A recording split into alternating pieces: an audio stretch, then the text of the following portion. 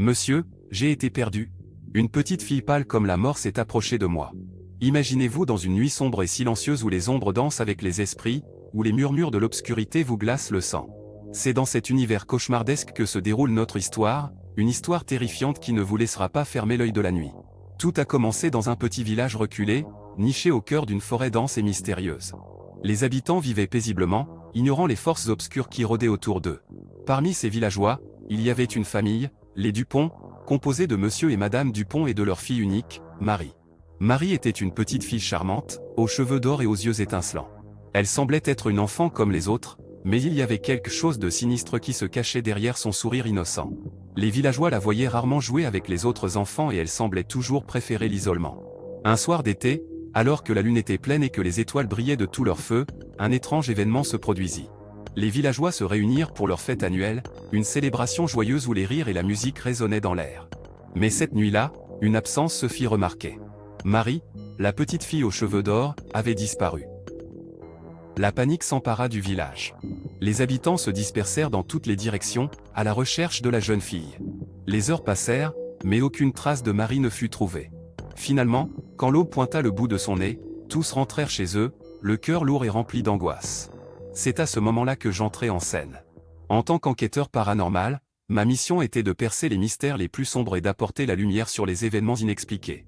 Je fus envoyé dans ce village pour découvrir la vérité sur la disparition de Marie. Dès mon arrivée, je fus accueilli par monsieur Dupont, un homme aux traits fatigués et marqué par l'inquiétude. Il me conduisit jusqu'à sa maison, où je pus rencontrer madame Dupont. Son visage était pâle et ses yeux trahissaient une tristesse profonde. Je leur promis de tout faire pour retrouver leur fille bien-aimée. Je commençai mon enquête en interrogeant les habitants du village. La majorité d'entre eux étaient convaincus que Marie avait été enlevée par des esprits maléfiques qui hantaient la forêt environnante. D'autres évoquaient la légende d'une petite fille morte il y a des décennies, qui revenait hanter les lieux lors des nuits de pleine lune. Indéniablement intrigué par ces histoires, je décidai d'explorer la forêt à la recherche d'indices. Alors que je m'enfonçais plus profondément dans les ténèbres, une brume épaisse commença à entourer mes pas. La température chuta brusquement, donnant à l'air une sensation glaciale. Des bruits étranges résonnaient parmi les arbres, comme des murmures provenant d'une autre dimension. Soudain, j'aperçus une silhouette pâle se dessiner à travers le brouillard. C'était une petite fille, vêtue d'une robe blanche tachée de terre et de sang. Ses cheveux pendaient devant son visage, cachant son regard. Son apparence était effrayante, elle était pâle comme la mort.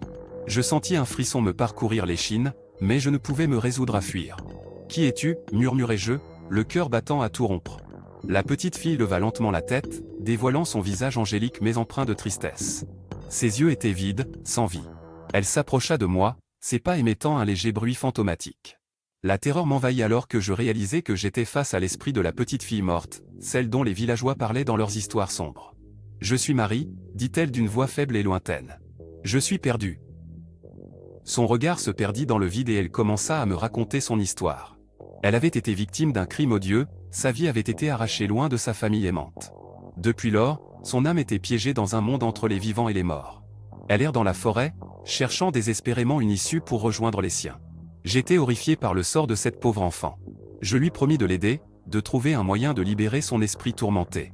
Elle me regarda avec gratitude, un soupçon de lumière passant à travers ses yeux vides. Pendant les jours qui suivirent, je me plongeai dans la recherche de réponses. Je consultai des grimoires anciens, des documents historiques et même des spécialistes des phénomènes paranormaux. Finalement, je découvris un rituel ancestral qui pourrait aider à libérer l'âme de Marie de sa prison éternelle. Le soir de la pleine lune, je me rendis à l'endroit précis où Marie avait été enlevée. La forêt était plus effrayante que jamais, les branches des arbres semblaient se tordre et les feuilles mortes craquaient sous mes pieds. J'étais seul, face à l'inconnu, déterminé à sauver l'innocence perdue. Je récitai les incantations et j'entrepris le rituel, en espérant que mes actions puissent apaiser l'âme tourmentée de Marie.